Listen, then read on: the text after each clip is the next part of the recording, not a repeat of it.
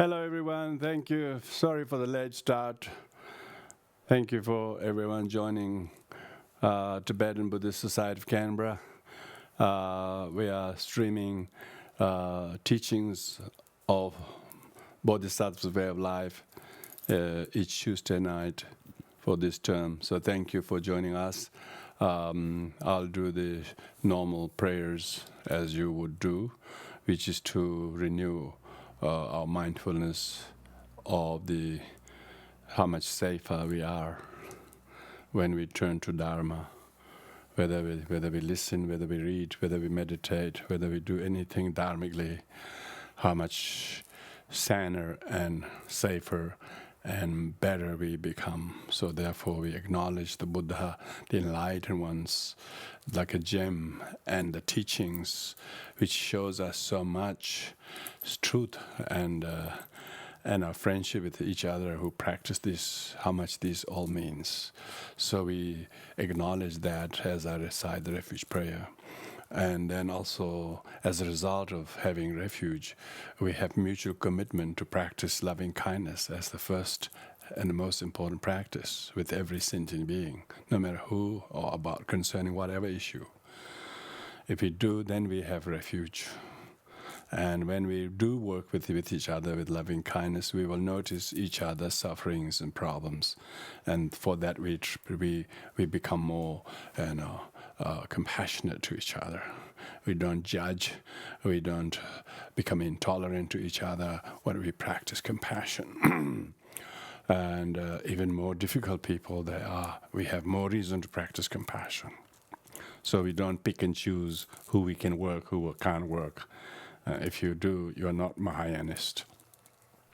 So you obviously haven't got the refuge, you have lost it. So we want to make sure we don't lose that commitment to practice compassion with when difficult things happen.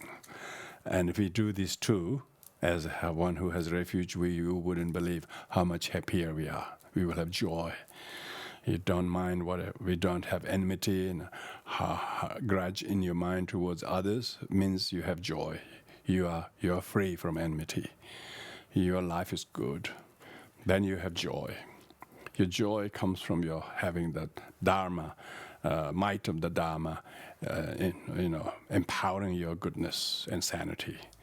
And therefore, even if you do prove to be quite helpless with others, and sometimes you will be equanimous, you will maintain balance. Even things you can't do, that's done now, but it will be next time, it will be different. You have this very optimism. So therefore you have a lot of equanimity with things that are difficult. So reflecting on this, I'll do the 4 immeasurable after the refuge. O yenda Buddha Dharma Sangha, I take refuge enlightenment by virtue I give and the light I share Buddha true being and the Buddha Dharma Sangha, I take refuge enlightenment by virtue I give and the light I share Buddha true being Sanje chada zo je cho namala chan chu parado da ne jaba zo je da ge jen za je be zo namanje ra la ben je san je ro ba jo. May all beings have happiness and the cause of happiness. May they be free from suffering and the cause of suffering. May they never part from happiness that knows no suffering. May they dwell in equanimity, free from attachment and aversion, those knows near and far. May all beings have happiness and cause of happiness. May they be free from suffering and the cause of suffering. May they never part from happiness that knows no suffering. May they dwell in equanimity, free from attachment, aversion, those near and far. Semje damje dewa dan dewe judan dambara juje dunga dan dunga je judan dawara juje dunga mebe dewa da me dawa juje nyere jadan dan da danyon la nebara juro je mazu je me jera bara je ma jim ganang wani sozoran tusun je yon la chan sa la manga tenga de baranga de barazam gaden bode zova gaden gade baranga de barazam gaden bode gaden gade baranga de barazam gaden bode zova gaden gade baranga de barazam gaden bode zova gaden gade baranga de barazam gaden bode gaden gade baranga de barazam gaden bode zova gaden gade baranga de barazam gaden bode zova gaden gade baranga de barazam gaden bode gaden gade baranga de barazam gaden bode zova gaden gade baranga de barazam gaden bode zova gaden gade baranga de barazam Zanga den bodo zonga den gade baranga de bara zanga den bodo zonga den gade baranga de bara zanga den bodo Gaden gade baranga de bara zanga den bodo zonga den gade baranga de bara zanga den bodo zonga den gade baranga de bara zanga den bodo gaden gade baranga de bara zanga den bodo zonga den gade baranga de bara zanga den bodo zonga den gade baranga de bara zanga gaden gade baranga de bara zanga de bodo zonga den gade baranga de bara zanga den bodo zo namola mola janzala zanjala janzala jala janzala gendela janzala yunjima jira jipara jimala janzala kenela janzala dodane dajaga dembe zindar la ambaji imjima jira jipara dodane zanjala zekadan juye dodane vale dudejin la soba chendo ba dejin dagi imjima jira jipara dodane zanjala zekadan juye dodane vale dan koda jebe tamba chiru banje mene ve chodum papa konjo zumde gaye dembe dadani chean dobro jime shevra jo jera de jo jo gere donda jo jo da mene ne be jan da va da ba no bon traji de jan de jo. Oh, thank you once again. Thank you for your commitment and discipline in joining these, listening to these teachings, either now or a little later, because you can always watch this on YouTube and our Facebook pages, so you can revert that to other people, share to other people, and that's the whole idea. Before I go into the text, I would like to remind that these teachings of the Buddha is the one from which this teaching of Shantideva has also come from. So we shouldn't think that this is some unique teaching of some Indian master that are not taught by Buddha. Buddha himself taught the 84,000 different discourses, and what would not be included in that? Everything is included in that. But all of the teachings of the Buddha are contained in the Four Noble Truths. There are two sets of cause and effect. First true truth, truth of suffering and truth of origin. The truth of suffering is the result, and truth of origin is the cause. So the cause of suffering is karma and affliction. So therefore, the truth of cessation is the result. Truth of path is the cause. So the second two truths are truth of cessation and truth of path. Truth of cessation is the result that we wanted to achieve. That is the cessation of sorrow and suffering, and that is achieved through the truth of practicing the truth of the path, noble truth of the path. So in the Eighth Noble Truth of Path itself, which is the fourth noble truth, we have to practice the fourth noble truth. The fourth noble truth. When you practice the fourth noble truth, which is the path, you actually engage in the eightfold path. Eightfold path starts with the right view and the right actions and right attitudes and right speech, right effort, right livelihood, right mindfulness, and the right meditation. And this chapter on Shantidevas is called introspection, which is like a right mindfulness.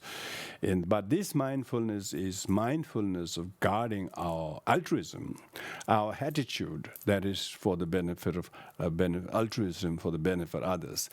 People are doing lots of mindfulness practices, but if they're doing it for their own personal gain and so on, that's not really the mindfulness Buddha was teaching. So that's why we finished last week where Shantideva was suggesting that we should act like a log if we become so caught up into this opinionated, and we wanted to seek personal gain and respect, and wanted to say things whatever comes to mind, and we are neglecting the well-being of others, and we're getting very biased towards your own people, and you become very indolent and impatient and lazy. And if you are that, we should practice like a log. We should not let the mind become swayed by them. So and so that's why we should diligently guard our mind, and not let it go astray. So this idea of guarding the mind is just not just guarding the mind, but attitude of the mind. The self-centeredness should be restrained, and selflessness, and how to be courteous, how to be tender, how to be loving and caring and patient and cooperative to others should be improvised. So that's where we stopped last week. We stopped last week with verse number 54. So tonight we're going to start with the verse number 55 onwards, where Shindu nge dang rabde dang, ten dang ku dang xie je, ngo zhe xie dang jig je dang xi jing xian ge qi le zong. So it says that one should be diligent to be very certain and very faithful and stable and respectful and polite, and knowing how to be modest and fearing the negative consequences, and being very peaceful and very dedicated, very diligent to delight others. So this is exactly what constitutes one's attention. This is how we should be very, very diligent in ascertaining what is the best thing we can do that has mutual and benefit to others.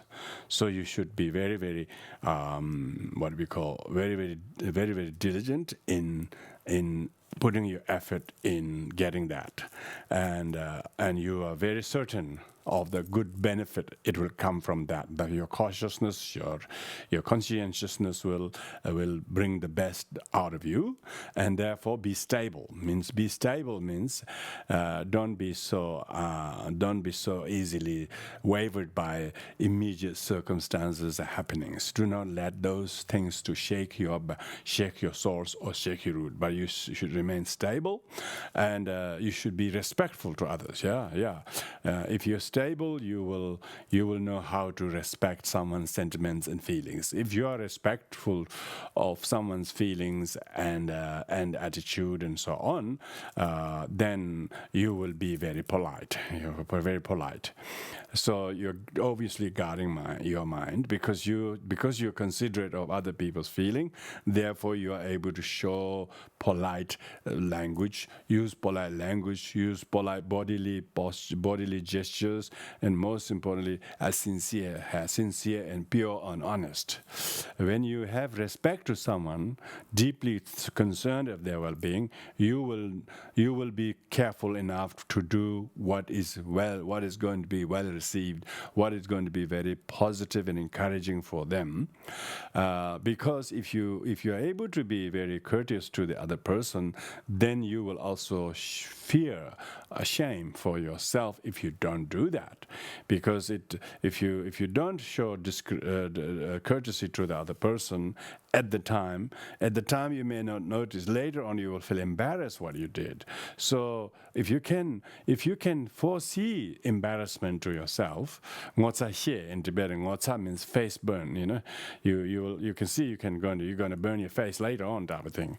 So you almost can forecast, if I said this, if I did this disrespectfully in front of him, to him, and so on, it will be embarrassing for myself and so on. So therefore, you should almost foresee the embarrassment it will bring to yourself. So this is what the Bodhisattvas always think about, the negative consequences to later, and not therefore letting temporal kind of feeling of victory or righteousness. So you instead feel the embarrassment later on, so that you become more cautious now, and have the fear. It's a fear of causing more damage, more harm than the benefit from your reaction and overreactions. So you're very, very mindful, aren't you? Very, very thoughtful in terms of the embarrassment, fearfulness.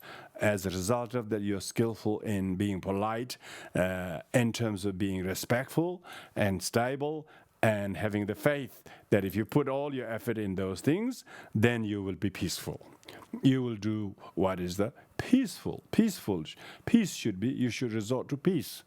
You should not resort to any of the other activities such as force or power or coercion or whatever, bribing or whatever. You shouldn't use any of that. You should use peacefulness.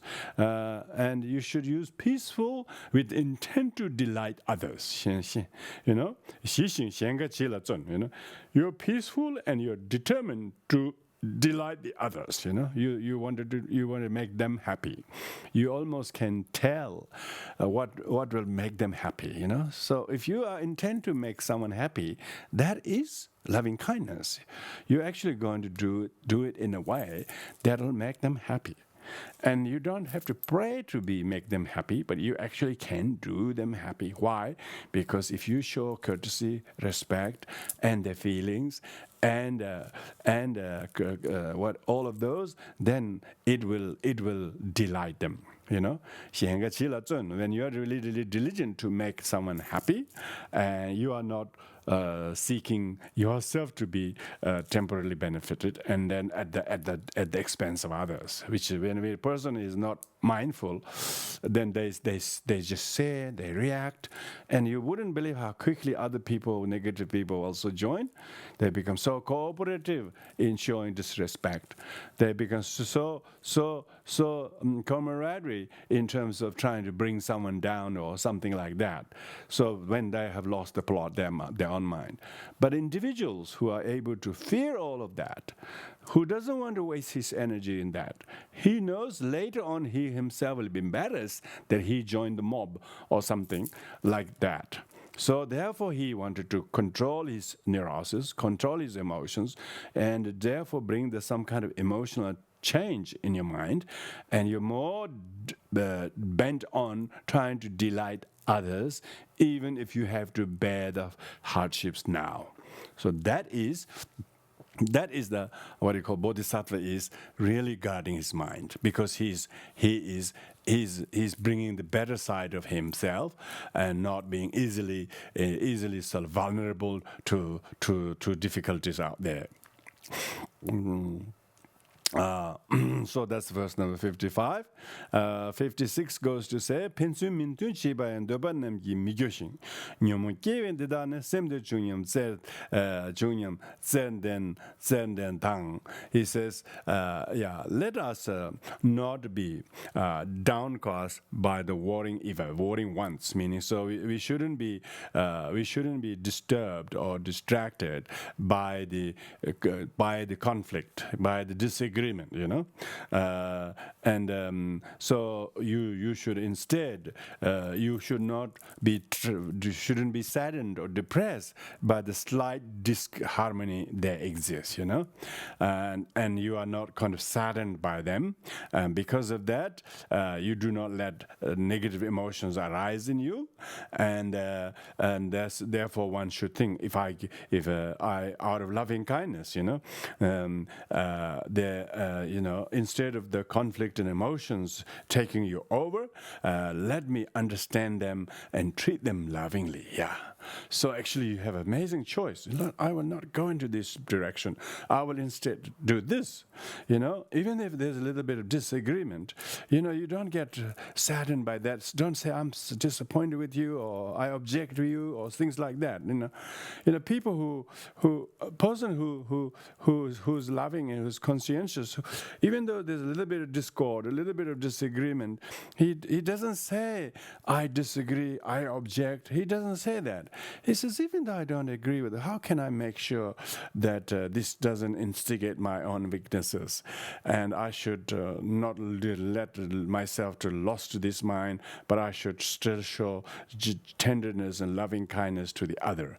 See, then the practitioner is cognizant of what he is about to do. That will be very, very consequential. He's not blaming the other person's doing as the cause of the consequences.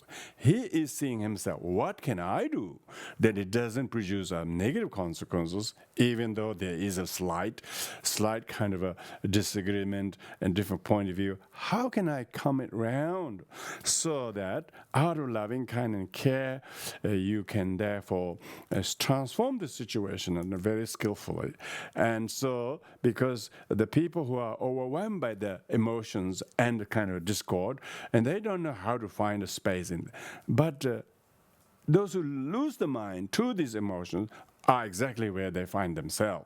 I must not allow myself to be caught up in the whirlpool and pull me into it, but I should try to restrain myself out of loving kindness. And you can almost see the psychology of if emotional disturbance others is going through, and almost there is this kind of a likelihood of a danger of us copying that, but you seeing the harmfulness and negative consequences it will have to them and you and later and future relationship, therefore you are in the rescue mission. So because of that, lovingly you try to exercise your restraint, and then out of that, you will then treat them lovingly. How do you treat them lovingly? Yes, physically, show a nice rapport. Verbally, don't say the words that will upset them, and emotionally, try to be soft to the person, hard to the problem. They call it, But when a person is mindful, that's what he can do. Person who is not mindful, they are hard on the problem hard to the person, and ignore the real problem. That's the distinction. So Bodhisattva is courageous warrior. He is having having the fight with the problem, but not with the person. Because person, there's only two, both need to be rescued. The problem, whatever is causing the misunderstanding or whatever, you try to tackle that. See, this is exactly the difference between the one who has introspection, who is more introspection of what I can do to the present situation so it doesn't escalate or deteriorate. It's not so much what they did that you're going to do tit for tat. That's not mindfulness. That's just childishness. So that one doesn't want to invest in any of the childishness as we used to do, It doesn't matter if somebody says something or does something, or even to accuse you. But as long as you remain calm and lovingly, maybe I have blundered something, so I have to be patient. And if I reacted, it will make many times worse. So I will forbear the hardships, but out of loving kindness. When you can do that altruistically, then you're not so much worried about what they did. You're more concerned with what you can do that can change it, It's amazing. You are more conscientious of the consequences of what you're going to react and not going to react will have than what they did that has a consequence. If you have a mind of your own, you can choose your response because you will determine the consequences by your response. And then because of that, you're not sort of determined by what other person dictates. Other person isn't controlling you. You need to control your own emotions and the consequences if you know how to choose. If you have that, then you will treat them lovingly, patiently, thoughtfully, respectfully, compassionately. Why? Because that's exactly you are understanding their situation and then treat them lovingly. You are able to treat them lovingly. You are able to treat them lovingly because you haven't lost your mind to the negativities. You have won your mind to the positivity that will remedy the problem. So the problem they seem to have instigated has actually woken up you to come up with a remedy by applying of which has quelled the problem. But save the person and your relationship. That is, the Bodhisattva is always skillful in terms of how to save sentient beings from drowning in the suffering that already have been created by them. What can you do to rescue them from drowning into the sea of sorrow? So you're empowering yourself, You're empowering yourself. That's verse number 56. Kanamato mengola dadan semje wangcheshing. Truba shinto nga meba yinde tagdu zongwara cha is saying that when doing virtuous acts, when you're doing something virtuous, beyond reproach, to help ourselves or for the sake of others. So when you're doing something virtuous for the benefit of them and for yourself, you don't show any reproach. Let us always bear in mind the thought that we are selfless and lack an apparition. So you will not see the self-importance. You will not be swayed by the self-importance. Your own need, your own personhood is like an apparition. But what you have to do is do something that is useful and beneficial to the other. And therefore, if it is a virtuous act, you have to do it selflessly, for the sake of others. When you do it for the sake of others, you will automatically help yourself.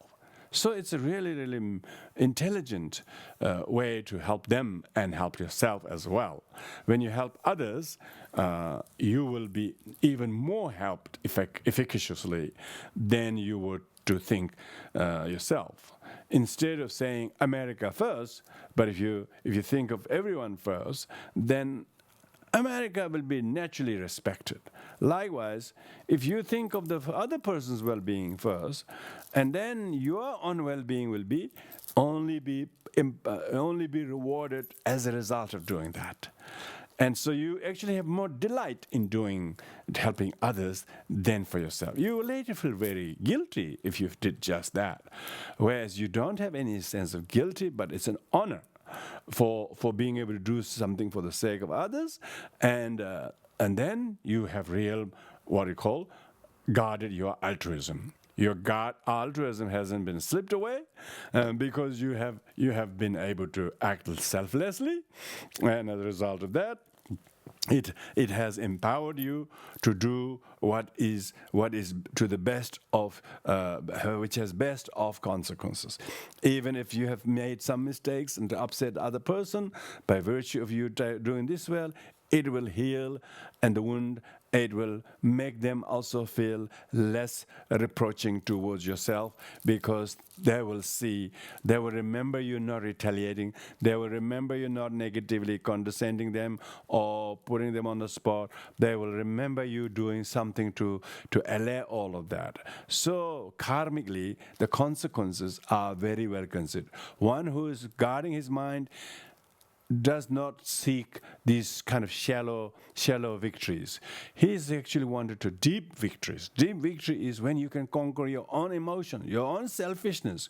Conquering your own emotion, selfishness is real conquest. That's the difference between Buddha and sentient being.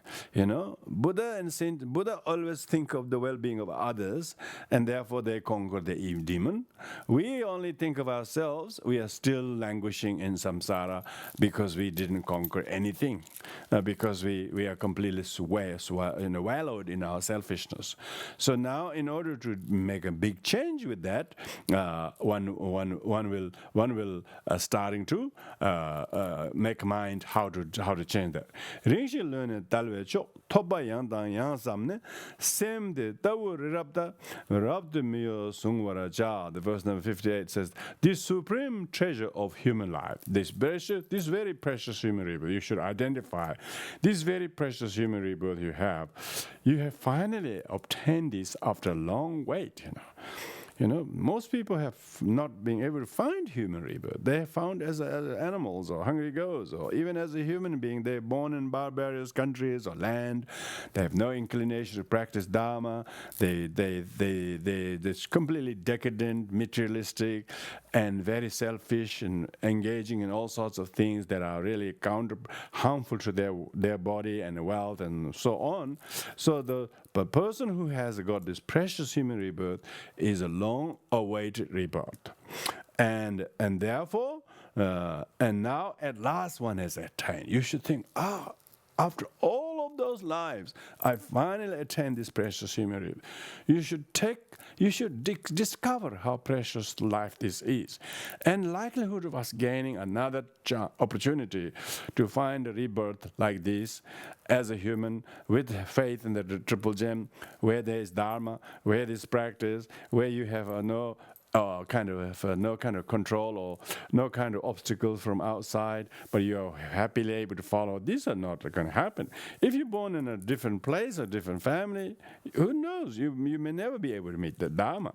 So therefore, you need to greatly appreciate this precious human. Reflecting always thus, always reflecting. You should always think how fortunate I am. You count your blessings. When the moment you count your blessings, you are so grateful. You don't have any sense of discontentment when you have grateful. People who don't have grateful, they have many things, but they don't see them because they're very, very ungrateful. They always say what they didn't get, what somebody did wrong, and all. There are litany of things what other people did wrong that spoil their life because when they haven't realized it. But when you have realization of the precious human rebirth, you don't waste time in complaining things. You don't. You wasted already enough time before. Now you're not going. You instead starting to count your blessings, complimenting your life, your parents, your family, your every situation you have, whatever kind of journeys, difficult journeys you have to go through. You actually see them all having given you this excellent opportunity. So because of that, you have to steadily hold this mind, like the Mount Sumer, like a mountain. Like the mountain doesn't move or changes shape or doesn't move from here to there and so on. You should always stabilize this firm confidence of your own, I would say, self-recognition of the precious human rebirth. When you have appreciation of precious human rebirth, realization of precious human rebirth, they say, you won't get any time to get depressed. It doesn't mean you don't care for the world and you have no anxiety and concern. You will have legitimate good anxiety that makes you to do something if you can fix it. Not that kind of useless anxiety that instead of you being able to do anything for others, you yourself is completely fearful, insecure, anxiety, depressed, that sort of thing. And that is what person usually ruins his precious human rebirth when they become so unstable, so wonky, so unreliable. There's no steadiness. If the person is behavioral, if they say they will meditate and they take one thing and then they never do it. They just think, oh, this is too much for me. I can't do this practice. Oh, this is culturally not right. I can't see myself doing this each day. What's that? That's like you're a pile of sand. It will be blown away. You have to stand firm like a Mount Sumer. That's what it says. Shantideva, I should remain firm.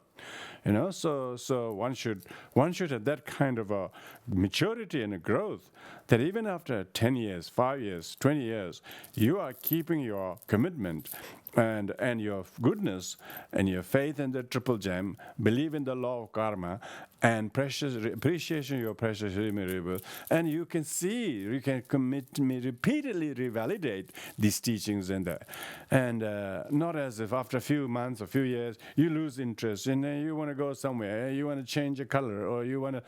There's no sign of stability. And then the person who has not realized precious human rebirth, have not heeded to the teachings, are very, very topsy-turvy, very, very volatile, very, very unstable, and not consistency, because life is so rare to have a precious human rebirth, and also how long we can live in this life and have the freedom practice not. So you wanted to drain all of these things over your own childishness? No. You want to remain firm like a Mount Sumeru and maintain your mind, stability of your mind, to whatever that is. I'm not saying you should be greedy to capture and collect many more practice. Just try to shortlist few and stick with it every day. Then you will have some kind of confidence. I'm so glad I kept up these practices. You will have this confidence. Yeah. So it's not someone else's fault. It's your own lack of stability. So Shantideva is therefore spelling out, and he says that if this is like a supreme treasure, this human rebirth is a supreme treasure that you've been long waiting for, and now you have found it. As you have found it, make it more precious, because consistently maintain your good discipline, and then you will find yourself maintaining your mind, and you are really counting on your mind. It is very consistent. So that's verse number 58. Now verse 59. Chago shala chakbais pensun kundu shatika. Ikyu migana mijena tadachi katachi. See? When vultures with the love of flesh are tugging at this body all around, small will be the joy you get from it. Oh mind, why are you so besotted with it now? So this is talking about you. One day, sooner or later, and maybe this is not like the kind of Indian scenery of ancient in the old days, when we die, our body becomes sort of put in a charnel ground where it is like particularly Zoroastrians and all those people, they usually fed the body to the vultures, So the vultures will piece by piece, piece by piece will take this body away, and you wouldn't have any clue, So they will do whatever they like to the body, and so why you don't want to put this? Why you so besotted with this body now, when it will be completely helpless and completely strewn away, eaten up, snatched here, and swallowed by maybe pack of, herd of, or flock of vultures, and you wouldn't have anything left. So why you're so besotted to keep this body? Always thinking, no, I can't do this because my leg hurts, knee hurts, back hurts. Always you try to, as if you're going to protect this unprotectable body. So it doesn't mean that you should be masochistically practice so much you don't look after the body either. It doesn't mean not. A lot of people are so protective of their body and their health, as if they will have this amazingly preserved body. One day your whole body might be in good peace, but one part not working, you will die. You will drop dead. And so what is so besotted? Why you're so besotted with trying to protect this body, and then not want to practice? So instead of guarding your mind of the preciousness of human rebirth, not using the body for the purpose that which you have gained, and why you wanted to guard this unguardable body. So Shantideva is talking about one's attachment to the body. One's attachment to the body may stifle your commitment to guard your mind, because you become more conscientious about your body, its comfort. You don't want it to go anything. It will go through anything. You won't have any peace left. That's what it says. Your body will be completely snatched by hundreds of vultures, and there wouldn't be anything left. And they, so sometimes you can see when you go on the street, the magpies will come and try to gouge your eyes, He doesn't want to see you alive, But if your body is lying flat dead, you think the birds will let it go, let it stay there? No. They will snatch from the feet, from the bottom, from the eyes, from the mouth, from the stomach, from the lungs, from the limbs. Have you seen all those pack of wolves, or pack of wolves, or herd of the lions attacking buffalo? The buffalo is just standing, but there's somebody body is already just cut in the hole in the stomach, and they're pulling the intestines. And then just sooner or later, our body is going to be like that. Maybe not so much like that, but even if your body was tucked in very nicely in a very shiny, shiny sort of a casket, coffin or something, but still, your body is going to be rotten and eaten by worms down there. So therefore, he says, don't get too attached to the body, and instead try to do something useful while you are here. So that's the point of it. It says, why? Oh mind, why do you want to protect this body, claiming as though it were yourself? You are so conscientious about body.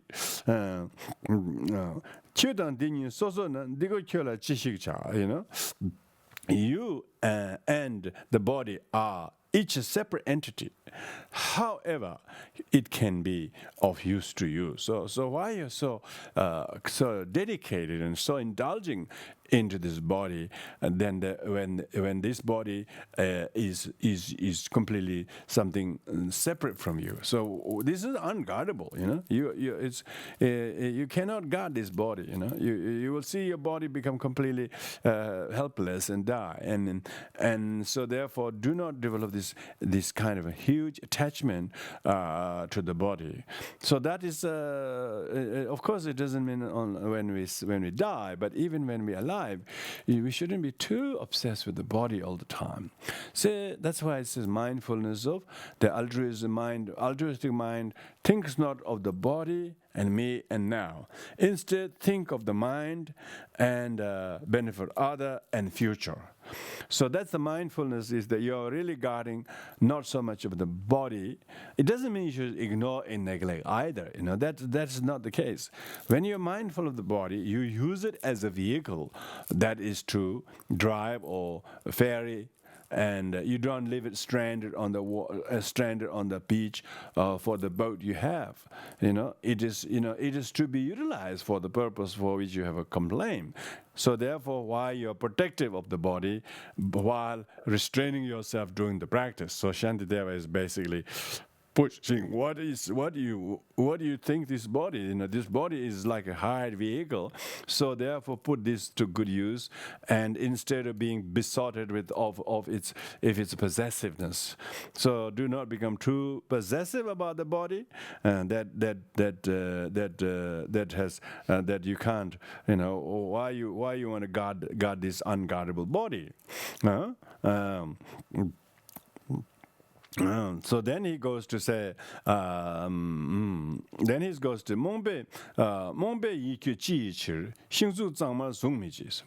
he said, oh, you deluded mind, why not cling, oh foolish mind, to something clean? Why don't you want to cling to the wood or something, a figure carved in wood or something such a thing? So why don't you put a carving of your body in a wood and then think that's me? Because at least that doesn't show any kind of foulness. No, it just very looks clean and so on. Why you don't want to do that?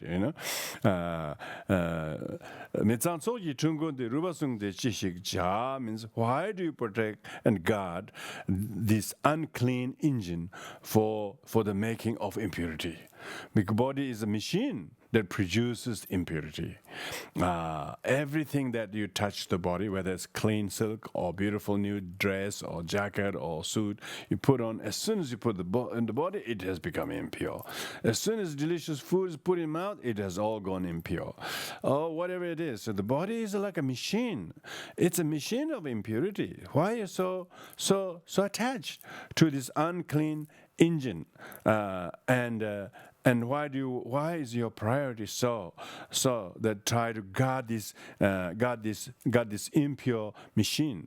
Why don't you want to think of yourself as something like a wood or wooden figurine or something? Then it looks like it doesn't ooze out any kind of impurity. Whereas this body is a machine of impurities, and what do you gain from guarding this rotting kind of the rotting body? Yeah, basically rotting body. If we don't keep washing regularly, if we don't keep sort of cleaning our ears and so on, you can see that we are just completely covered in the oozing stuff from the body. You know, that's why you have so many tissues here, so many wash basins there, so many bath there, so many plumbing. So because we are constantly producing these impurities, whether it's from the mouth, from the nose, ears, everything the body produces impurities.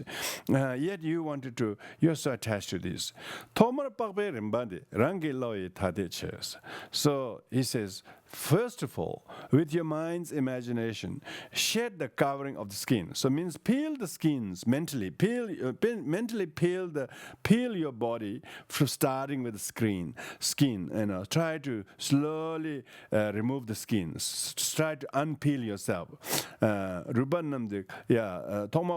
Firstly, look at the layers of the skin, and mentally just do the peeling. Peel the layers of skin. And then the flesh from the bone. And then once you have mentally sort of dissected the flesh from the bone, then you can see the bone is a skeleton.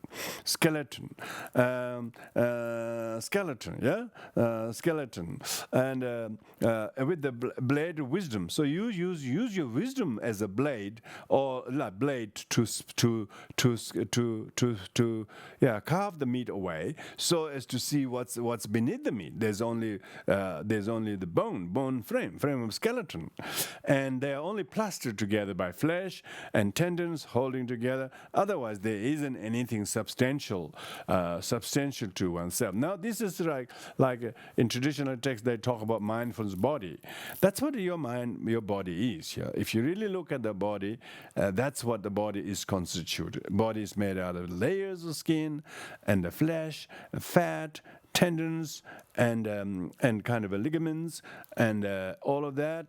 And then beneath that, you only see this skeleton. This is just a bone, and you couldn't see any male, female there in the bones. By the time you have completely sort of peel yourself, there isn't a male, a female. You can't tell is it Australian or because with skeleton you can't tell anything. So where is this person?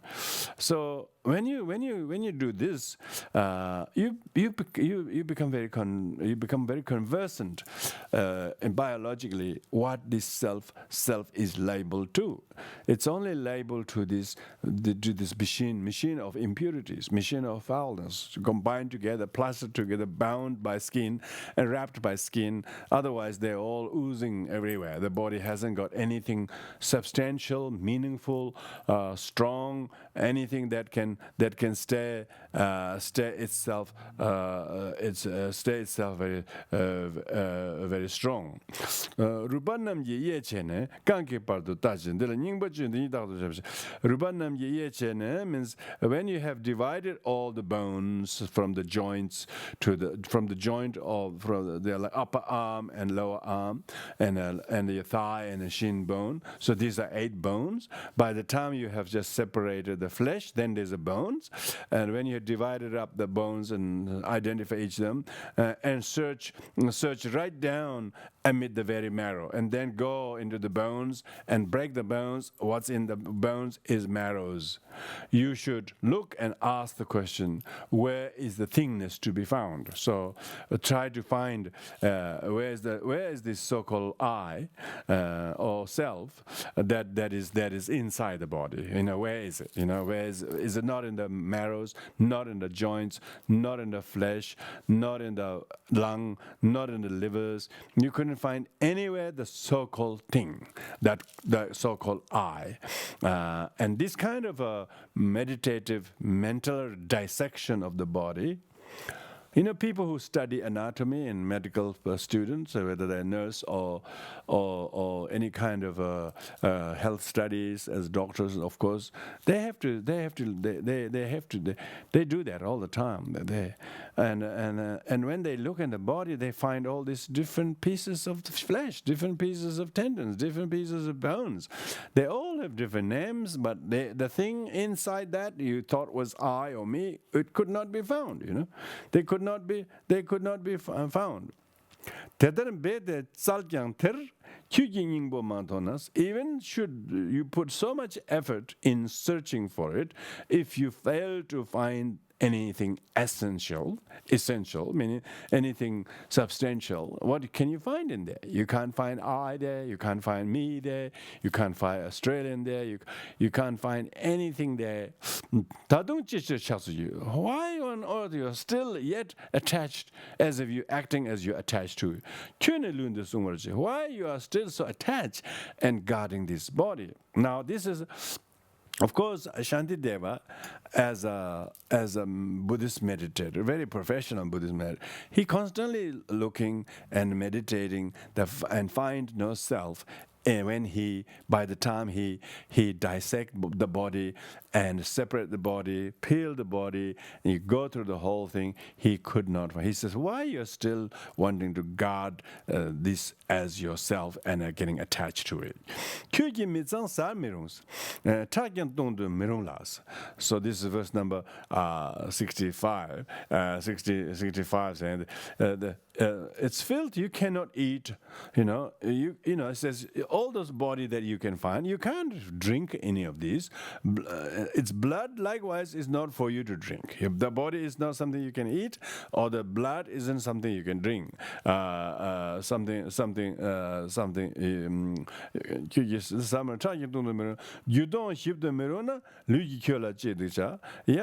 and the innards too unsuitable for you to suck. You don't want to suck the livers and lungs and intestine, or the outside or inside. This body, what then will you make of it? So what is this body? What is this body to you? And when you look in the body, they are all different parts. First layer the skin, and then the blood, and then it becomes so wet, and then you can see different pieces of muscles and fat and the ligaments and so on. And this is and in the end, when you look at it, inside the body are internals, lungs and livers, intestine, long one, short one, and then there's nothing there. There's nothing there. There's nothing there. So what would you do with this body that you're so attached, so besotted with?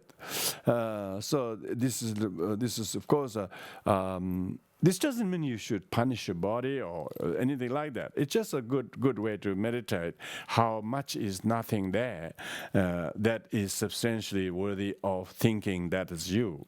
Thinking that is you. Yeah. It says, is second best, it may indeed be kept as a food to feed the vultures and fox. So probably, in this country they don't even allow that, and they don't want to make it. In some countries like in Tibet, they actually let the body of the deceased, most of the deceased people's body is actually made as a useful feast, because there's so many hungry birds and they don't have anything to eat. They often go and have to kill other prey. Yes, but here, if maybe your best is your body can become a food for this, and maybe that's what you're keeping it for. Says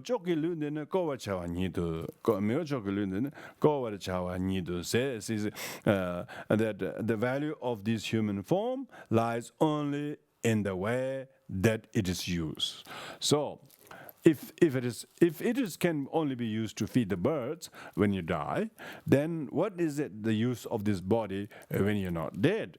So the practice Dharma, do good in it, good with it, and not become slave to it. This is what talking about when your whole subject is going into now how to guard your mind by not attaching to yourself with this body that is actually hollow, essenceless, and collection of fouls and impure stuff.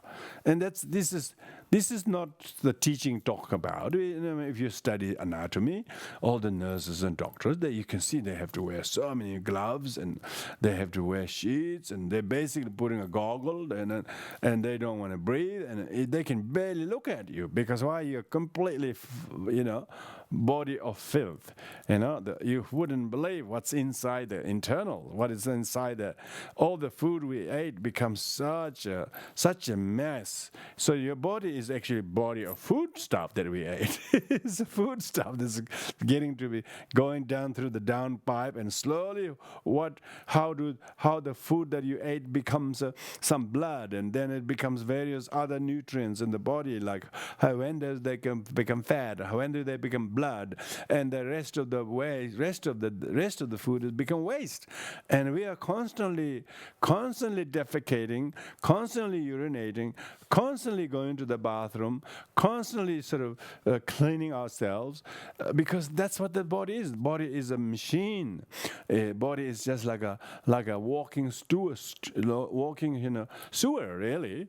And this Shantideva has said this. It doesn't mean this is only this is just his body. Everybody's body is like that.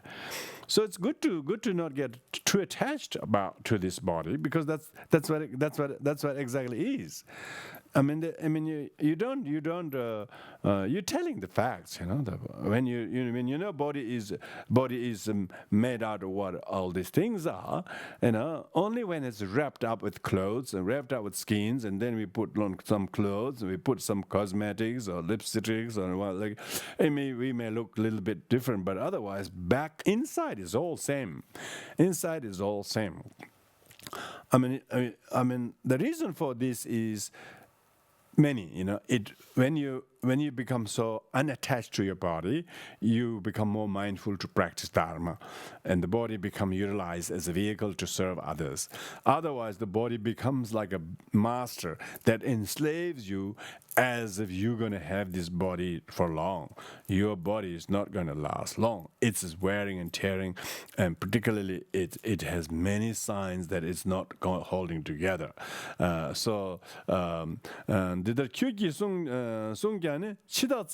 Even should you guard this body, very, very assiduously, the Lord of Mara, Lord of Death, who has no mercy, he will snatch your body, and if he feeds the dogs and vultures, what would you do then? It's not what would you do. You couldn't do anything. You couldn't do anything when the Lord of Death comes and snatch your body, and if the vultures and dogs and jackals eat, Lord of Death will just let that happen. Where are you going to be then? What are you going to do then? It's inevitably that your body is going to be buried. In this country, people are buried in a shiny box. Even then, they said they will lower it in the one and then put dust over it, and then there's nothing. So how special is your body? Only as long as you live in it, do something useful with it, and the body is useful. So therefore, do not become a slave to the body, but rather become a master of it.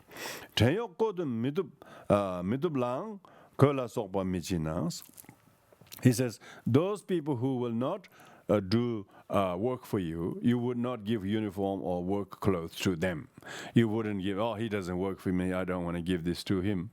And you will only give clothes and uniform to the staff that is working to you, and you are not quite willing to give those who doesn't work for you.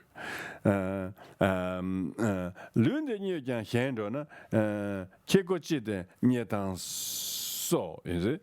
He says that, this body, though you pamper it, will leave you. Why exhaust yourself with such a great labor? Yeah. Why you become such a slave to the body, as if that it will do any good? No. Usually you wouldn't give clothes or food to someone who doesn't work for you. And here you are constantly enslaved by it. Where does the logic comes from for you to become so addicted, to so enslaved by this machine called your body, simply treating the body as a boat, a vehicle to come in this world, to go away in this world. In order to bring benefit to sentient beings, therefore, in order it has become a cause, useful tool to benefit sentient beings. So pay this body due remuneration, but then be sure to make it work for you. But do not lavish everything on what will not bring perfect benefit. So that's talking about saying that you should not become slave to the body, and you rather use the boat for what good it may do for benefit of sentient beings. So it's talking about not become a slave to the body, but master to the body. If you master to the body, then you feed this body, you wash this body, you clean this body, and then let it do the things you have set out to do. So if you are able to do that, that's good. That's the verse number 70, Regard this body as a vessel, simple boat for going here and there. Make of it your wish-fulfilling gem to bring about the benefit to beings. So and then next one is Teda Rawa Yugide Taudun Zumbi Hinduki. Because having that kind of independence, be cheerful. Be always cheerful and use this body.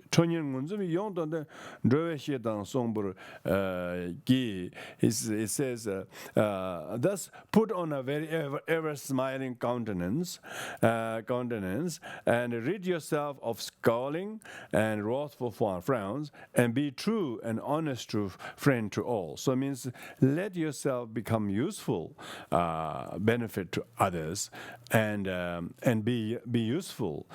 Be cheerful always, and therefore become beneficial and a cause. So let your body become useful to benefit other beings, and be cheerful to employ your body for such purposes. So this is talking about mindfulness, how to mindfully regard the body and let it use. Tila sopa babjodu dadancheba medoro. So this is talking about how to mindful to behave physically. This is so thus with the free, untrammeled mind, put on an ever smiling countenance, rid yourself of scowling. I think we read that. Do not acting inconsiderately, move furnitures and chairs or noisily around. So it means when you have to move things around, furnitures and other things in the house or wherever, you should move them noiselessly, noiselessly. And going on talk to Mijeji, also do not open the doors with the noise, Do not open the doors with a lot of kind of noise and so on. Talk to Chumkyung Gawaracha, Dr. Chumkyung Gawaracha. Always take pleasure in practice humility, Try to do it very silently, very softly and very gently, and do not be so rough with your body, nor with the furnitures, nor even when you're opening the door, nor when you put your furnitures or utensils, clothes, whatever. Put them mindfully, things, because you are very careful that things doesn't break quickly, or things doesn't cause some kind of shock or to somebody, because you're doing so mindfully and gently.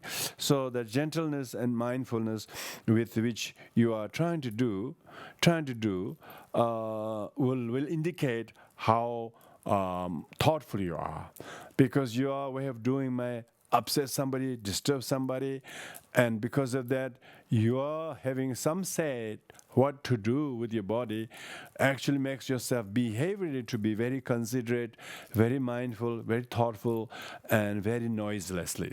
If you're able to do those things noiselessly, then it will be good.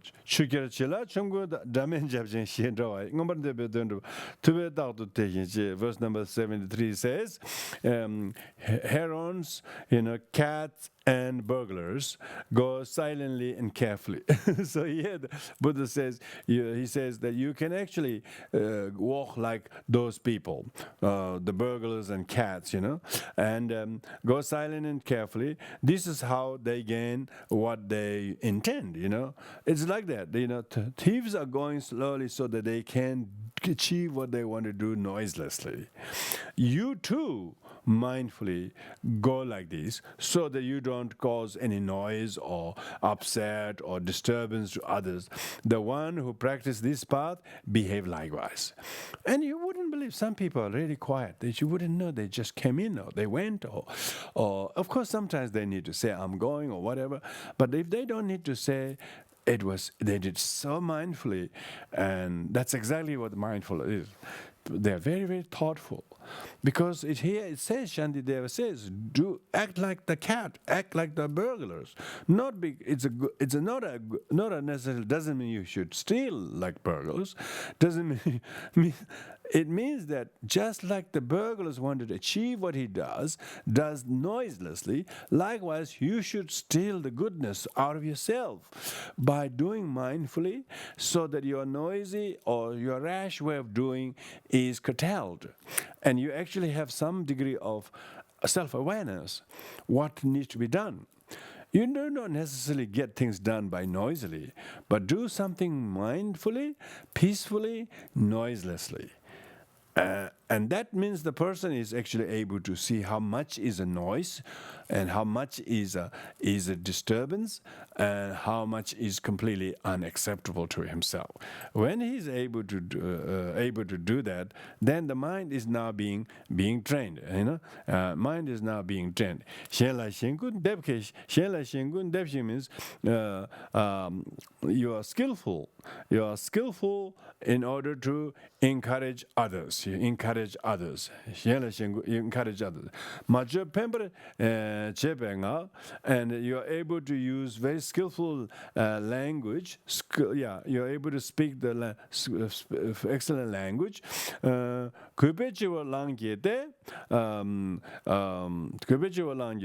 And when you notice others acting well, encourage them in terms of warm approval.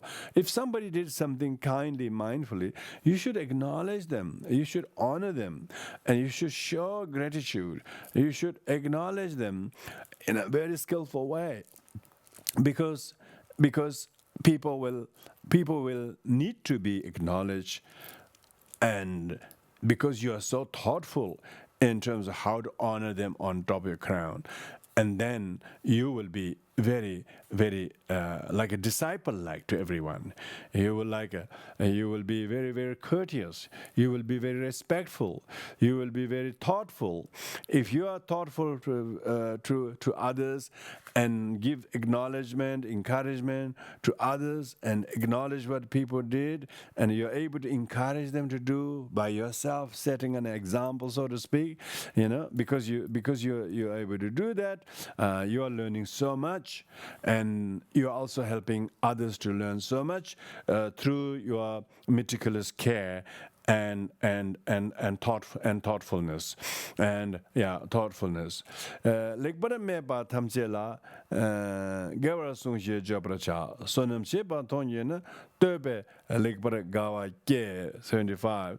Praise all who speak the truth. If somebody does something, says something good, you should praise them and say your words are excellent. You should acknowledge them, give them compliment. And when you notice others acting well, encourage them in terms of warm approval. So you actually are giving them feedback. I call feedback, positive feedback to somebody. And even if somebody did something negative, you don't necessarily highlight how poorly they did, but still try to give them some encouragement. Don't put them down, Don't put others down. But if somebody did something good, you should cheerfully acknowledge them, encourage them, inspire them. See, the Bodhisattva is always training how to be skillful, to make people happy. Because if you did that, they will be happy that what they did, and somebody acknowledges. People are quite needy in terms of, and because if we Bodhisattvas do not see people's need, who will see the need? Majority of sentient beings try very hard, but sometimes they don't see the need for others. They want their way, and they don't see how you have to be patient, or how you have to be respectful for the, not because you have to be respectful, but your respect will make the other people happy, and therefore it will make them a lot easier to work, and you become much more productive mutually.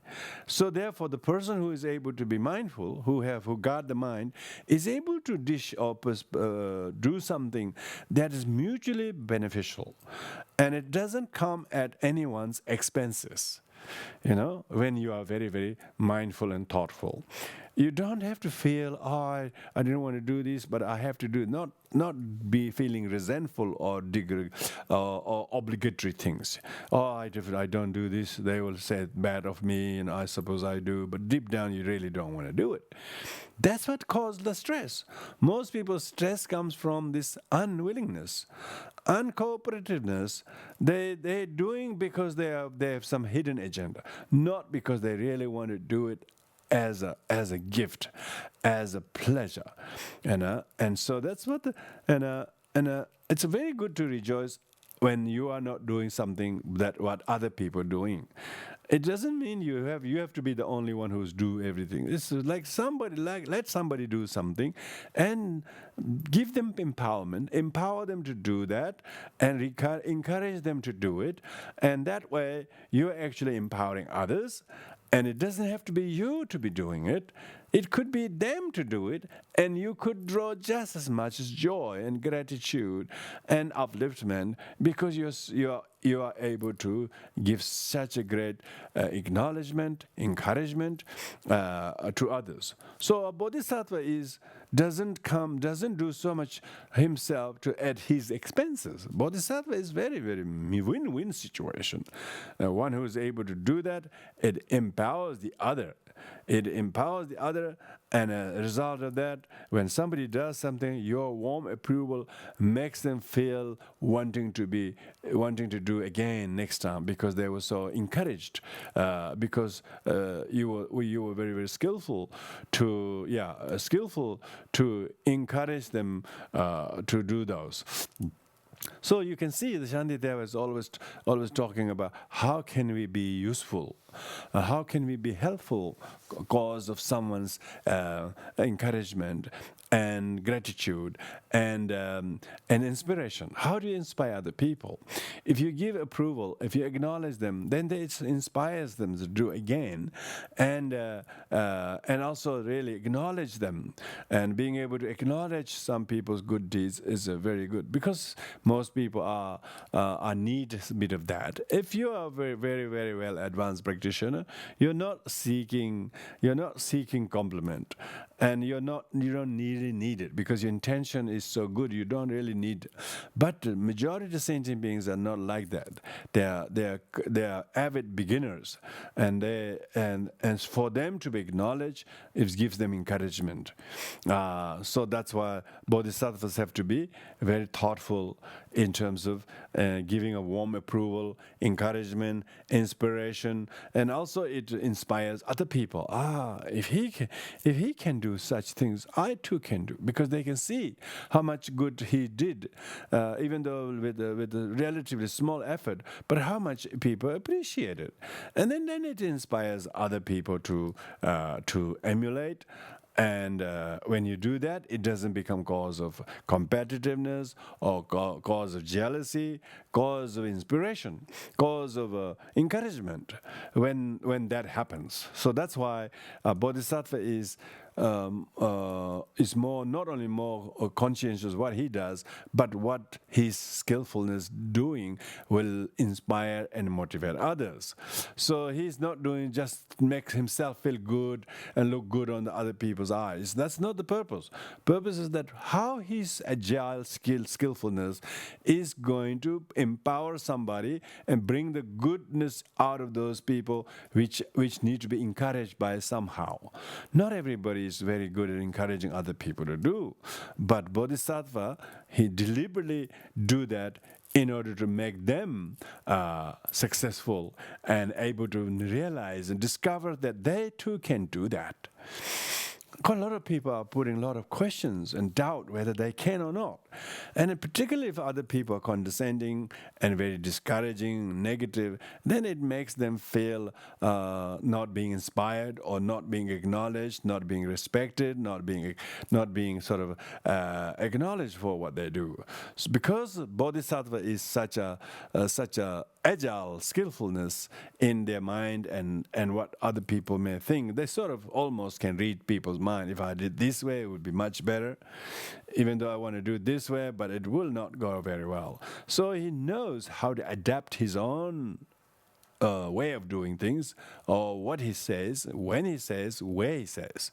So he's able to tailor it in order to be very productive and very, very inspiring. And if the Bodhisattva doesn't inspire, who does? So that's why we need to not think about the bad things or faults of somebody or oneself even, but even though oneself and other people have, but don't focus on the weak points, but focus on the good points, and so that the good points, when we encourage it, their weak points will slowly be forgotten. Or we can become corrected by your encouragement to the positive things, and then they also become mutually inspired, encouraged, and as a result of that, what one does empowers other people. Empowering other people, they call it, giving them encouragement, giving them a go, and not always checking on their shoulders, but always saying what they did is good. And when you highlight that, it gives a very, very good inspiration for other people to follow suit in doing that.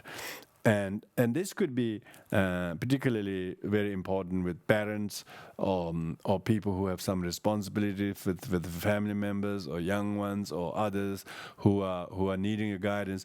It's very important whether we are looking like inspiring and encouraging somebody, or whether we are just controlling and making them feel so almost having to submit to us.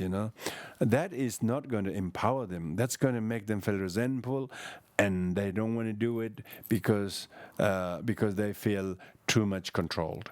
So that means you got to encourage them, and you got to approve them. You got to give them encouragement to do, and you got to also acknowledge what they do. And when you do that, then they feel empowered, and they feel completely recruited by our skillfulness. The Bodhisattva is not only trying to become himself to be skillful, but he also he's doing it so that others'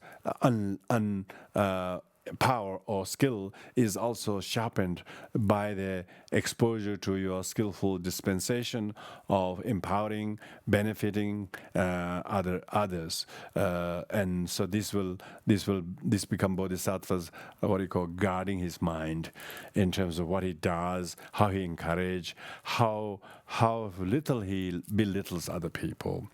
He does not criticize other people. He does not tell what's wrong to them.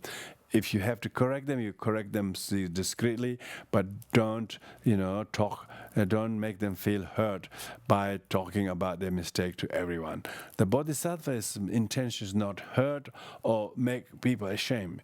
You can skillfully do them how to change themselves. You don't deliberately try to make people feel guilty in front of other people, and then they will improve or correct themselves. Some people have this kind of ill intention, but it will backfire. It does not benefit, because your intention is not benefit them. Your intention intention to make them embarrassed. You want to make them feel shame or failed or something. If you do that, you're going to sort of destroy their courage and destroy their kind of self-esteem. The Bodhisattva is there to encourage people's self-esteem and motivate other people. So that being the case, one become very, very ultra cautious in bringing about that in others. So with this, we will conclude here. Everyone, thank you very much, everybody joining us, because this is such a good topic. It's relevant to everybody's mind, because the topic is about how to guard your mind. And the person who guards the mind has to be very cognizant of his own, not only mind, but intention, not only intention, but how he does it in front of others, to whom, how, and he's very, very, when he become very, very thoughtful, he become very cognizant of his own attitude or his motivation, and therefore his skillfulness or lack of it. If he doesn't seem very skillful, he pause. If he's very skillful, he still try to improve the gentleness that is required to encourage others, to inspire others, to motivate others.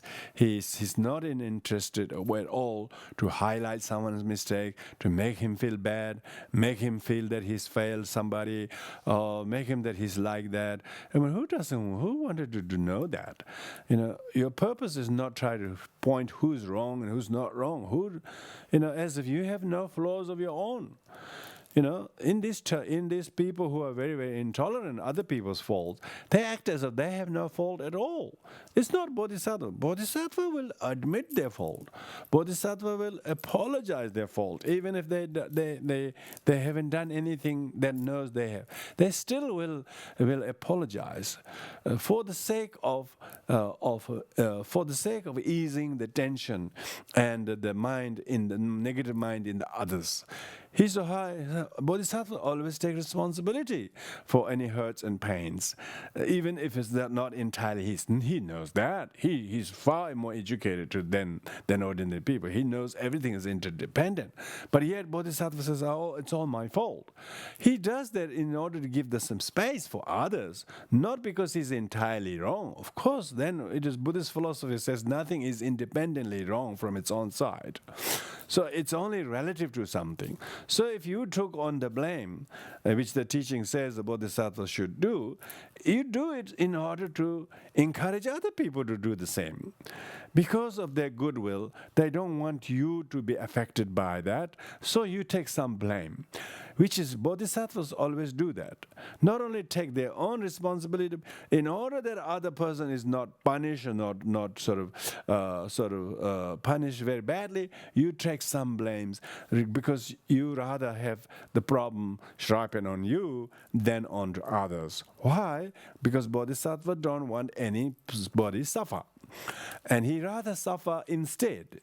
Because of that, it is Bodhisattva's duty to wear the blames, accept the blames. Accepting blame is not just accepting blame, but taking responsibility for the problem from escalating. Yeah, if he accept the blame, then it wouldn't be left unresolved. It wouldn't be sort of suspiciously accusing everyone one after another. Because Bodhisattva temporarily see by him accepting the role, accepting the blame, then it just completely eases the tension and severity of it. So his intention has to be not who's right, who's wrong. Even though he's not wrong, he admits that he's wrong. Why? Because by doing so, it will give everybody a breathing space.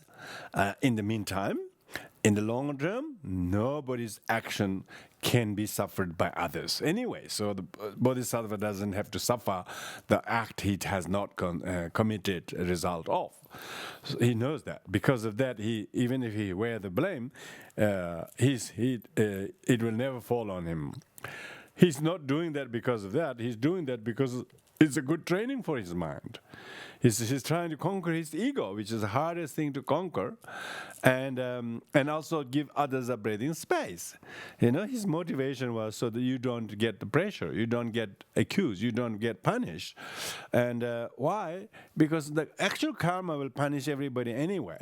But in the meantime, you're not going to escalate the problem of witch hunting or blaming, and he rather wear the blame. So in the meantime, the suffering has been cut short from escalating. The Bodhisattva's purpose of the mindfulness is not say who's right and who's wrong, but who can make a skillful choice to remedy the problem from getting bad to worse. And that actually is what makes Shantideva's teaching so important. Is so altruistically he's on taking responsibility, shorten the duration of suffering. Why? Because it's hard on the problem and soft to the people. And that's the Bodhisattva's way of life, who actually put more effort in terms of how skillful we become to the cause of the suffering. If you don't know the cause of suffering, even you don't want the suffering, you are maybe causing just that. But when you employ the path, Noble Truth of Path, which this mindfulness is all about, when you employ in a path, then there will be cessation. Then there will be no blaming to anybody left, because you took the blame. You took the blame, and that stops the problem from escalating. But anybody who's karmically responsible, whatever share of them, they will necessarily experience that, and you can never carry the burden of others. So that being the case, Bodhisattva know, he will never suffer the consequences of karma he didn't commit it, but he will willingly accept whatever that his share of what might be by accepting. By doing that, he is not letting you all blame each other. He's pleading guilty of his share of mistakes, and that by doing so, it has removed quite a lot of sting of the problem due to the creative and meticulous admission by the Bodhisattva. That is what is called skillfulness. The skillfulness, Bodhisattvas often done that. They wore the blame, and then as a result of that, the drama didn't escalate. It didn't spread as a wildfire. It didn't go viral, so to speak, because you were able to take it on yourself, whatever it is, and so that the rest of the problem doesn't go to others. You just took the blame. By taking on the blame, then that is a practice of compassion. Compassion is to relieve the sufferings of others. Then it will relieve the suffering of the person suspicious of him or her.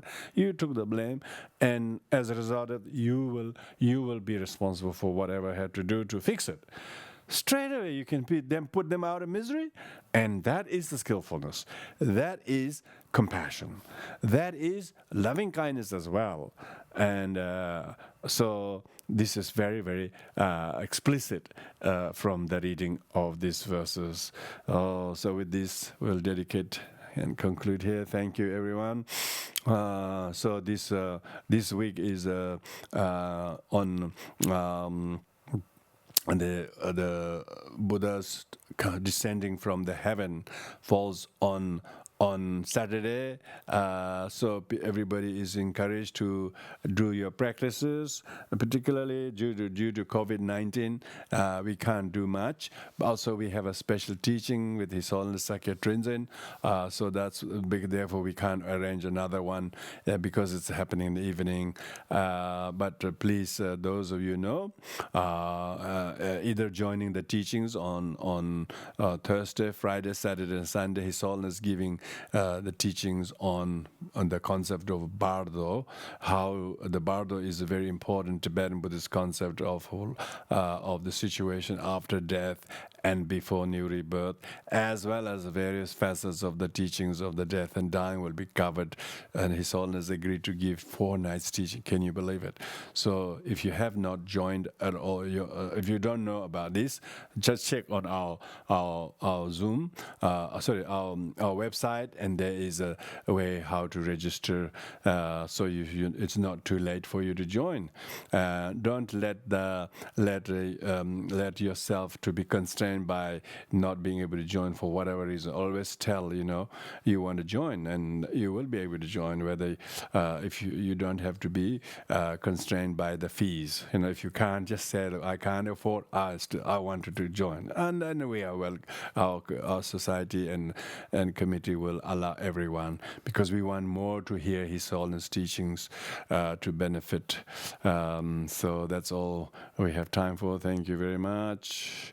I will do the dedication merits from your good attention listening to this, and also with my small effort try to read, and it definitely has a lot of merit for myself to be able to read this. I know that, and hopefully small benefit also will from this will spread far and wide. So with this we rejoicingly dedicate the merit. Thank you very much.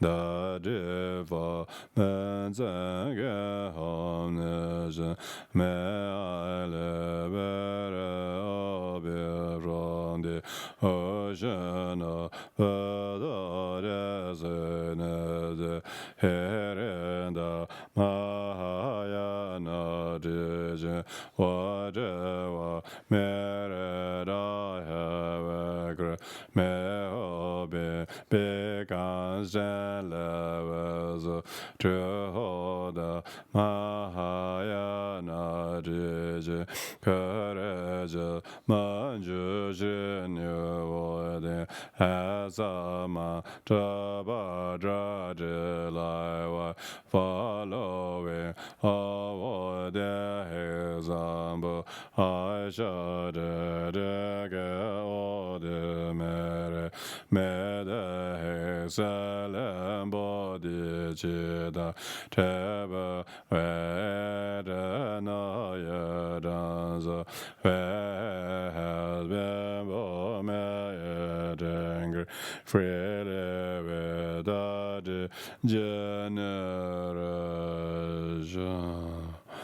Thank you everyone for joining us here on the Facebook and on YouTube. Please share that with your friends, and that's the best way to dedicate the merits. Thank you very much. I'll see you next week. Take care.